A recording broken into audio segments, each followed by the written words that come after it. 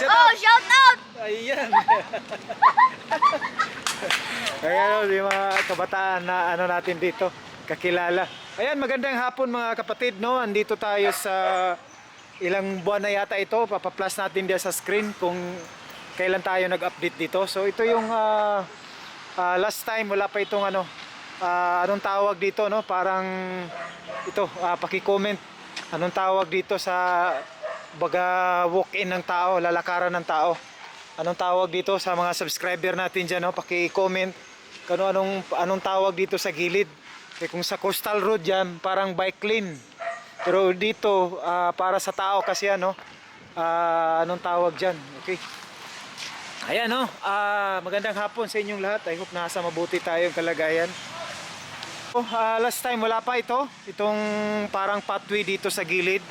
Siguro pagbalik natin dito, ayan, no, ma-continue na itong ano nila dito, itong road.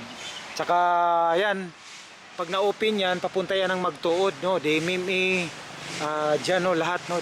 Tapos dito naman papunta yan ng Milan, dyan sa may Gaisano, NCCC dyan, no. So yan yung pag na-open ito, talagang ito papunta naman ito ng dyan, papunta ng Diversion Road, no. So punta ka dyan CP Garcia, papunta naman din ng Tibungco, no.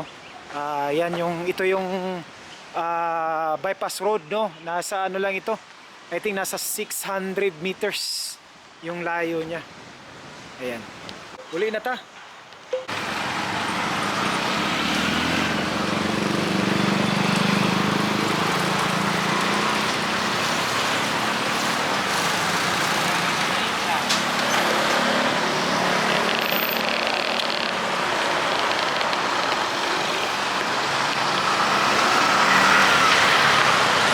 Ayan, so nandito tayo ngayon sa may ano, yan yung kalsada na yan. Kanina nandun tayo sa may bypass road.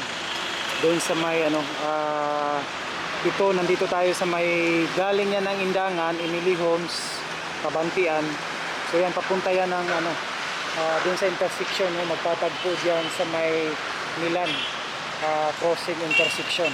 So pag natapos yung bypass road dyan sa may ano, so ito pwede ka dadaan dito. So hindi ka nadadaan dun sa may dyan sa intersection. So pag natapos yung bypass road, pwede ka na dyan liliko. Tapos ito yung daan, straight mo lang yan dun sa unahan. Paliko tayo, ganina nandun tayo sa may harap, malapit sa mall, no? So ngayon nandito tayo. So galing dun sa kinatayuan natin kanina, nasa mga 150 meters above, no. So pagdating dito, liko ka, tapos galing dito sa harap dyan, may crossing dyan. So ang harap dyan is bypass road na, so pwede dito dumaan. So pwede ka na hindi dumaan dun sa may intersection kung galing ka ng Indangan o saan ba dyan sa may Kabantian. So dito na, no, diretso na. So yung daan na dyan, yun ang galing din naman ng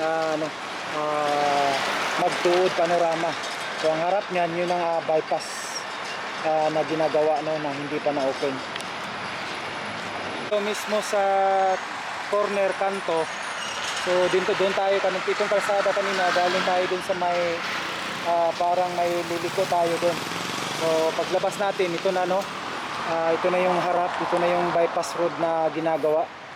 So ito naman ay papunta naman ng Magtuod Panorama, DMME. So ito yung papunta ng downtown, no, papunta ng dyan sa may Milan, Bahada. So may intersection dyan, may underpass dyan, no. Ito, so ito yung pangalan dito, ito yung bypass ito. So makakatulong talaga sa traffic, no. So hindi ka nadadaan dun sa may intersection, diretso na.